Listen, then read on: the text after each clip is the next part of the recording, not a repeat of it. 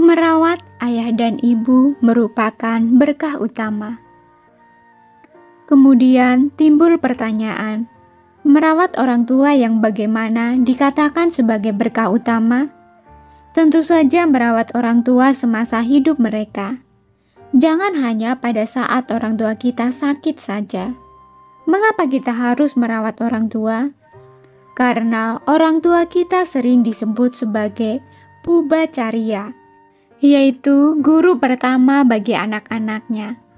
Orang tua yang pertama mengajarkan kita ngomong dari tidak bisa bilang mama jadi bisa. Sebelum kita bisa mengunyah, ibu terlebih dahulu membuat makanan yang kasar menjadi lembut, halus, baru disuapkan kepada kita. Diajarkan jalan dan lain sebagainya. Sang Buddha juga pernah mengatakan bahwa orang tua laksana Brahma bagi anak-anaknya. Oleh karena itu, kita sebagai seorang anak seyogyanya merasa bahagia bila berkumpul bersama orang tua. Satu hal yang perlu kita renungkan bersama, apakah kita sebagai anak sudah berbakti kepada orang tua? Mungkin ada di antara kita yang sudah berbakti kepada orang tuanya. Tapi bagaimanapun tidak akan bisa seorang anak membalas budi baik orang tua, karena kasih sayang mereka tanpa batas, dan jasa orang tua amat besar dan sulit terbalaskan oleh anak-anaknya semasa hidupnya. Dalam Anguttara Nikaya, Sang Buddha memberikan perumpamaan.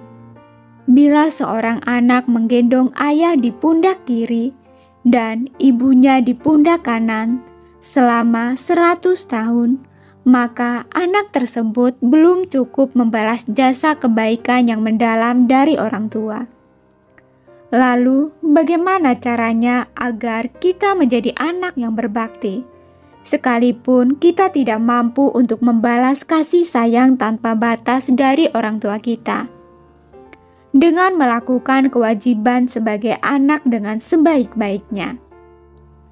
Dalam Siggalowada Sutta diuraikan mengenai 5 macam kewajiban anak kepada orang tuanya.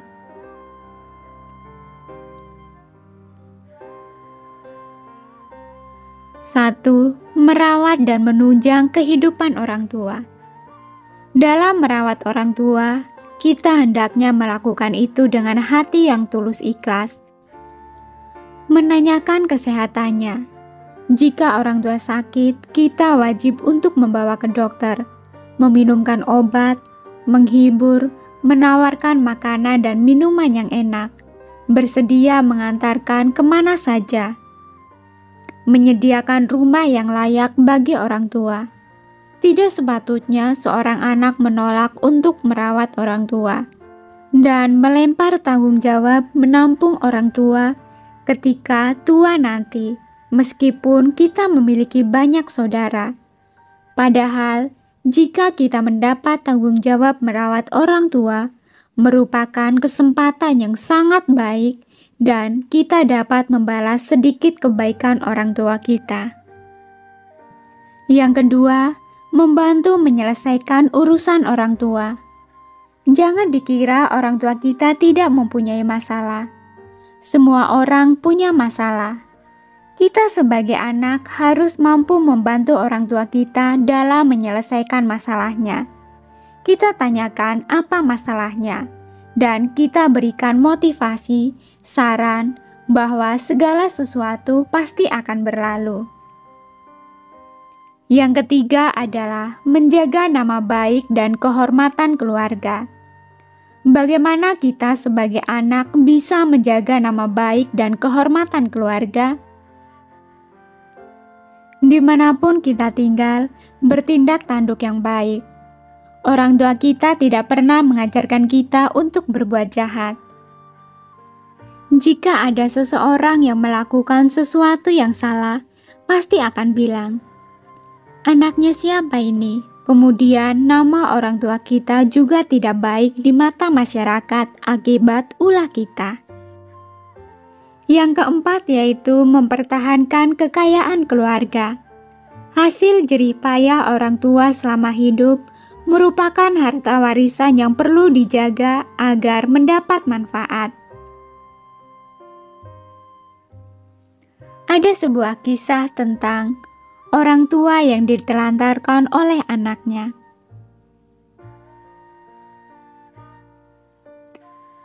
Ada orang tua yang memiliki seorang putra. Dengan berusaha dengan gigih penuh dengan penderitaan, sehingga bisa menyekolahkan putranya hingga bisa menjadi seorang yang sukses. Dan anaknya menikah, memiliki rumah sendiri. Dengan kehidupan yang berkecukupan dalam rumah tangganya, namun ia tidak pernah menengok kedua orang tuanya yang sudah tua itu. Kedua orang tuanya hidup menderita, kelaparan, tidak berkecukupan. Suatu ketika, ibu tua itu merasa dapat meminta pertolongan kepada putranya.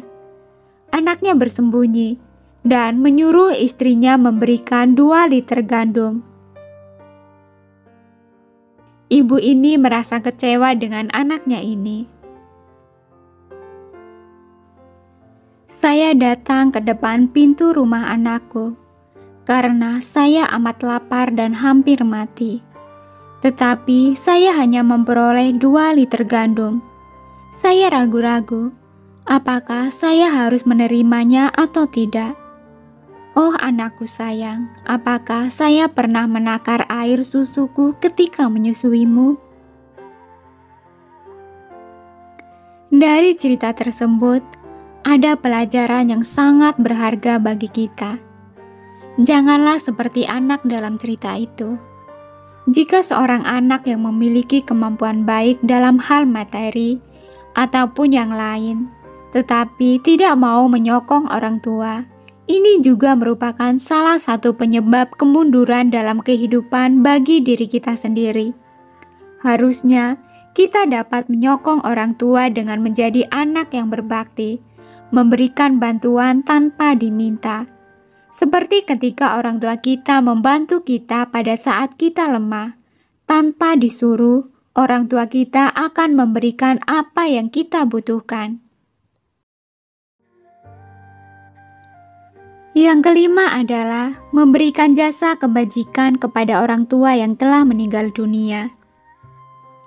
Ketika orang tua sudah meninggal dunia, kita juga bisa melakukan bakti kepada orang tua, yaitu dengan banyak-banyak melakukan perbuatan baik. Kemudian kita limpahkan jasa kebajikan kita kepada orang tua yang telah meninggal, dengan harapan mereka dapat mengetahui kebajikan yang telah kita lakukan, sehingga mereka turut berbahagia atas kebajikan yang kita lakukan saat ini. Inilah 5 macam kewajiban anak kepada orang tuanya. Terima kasih sudah menonton, semoga bermanfaat dan semoga Anda berbahagia.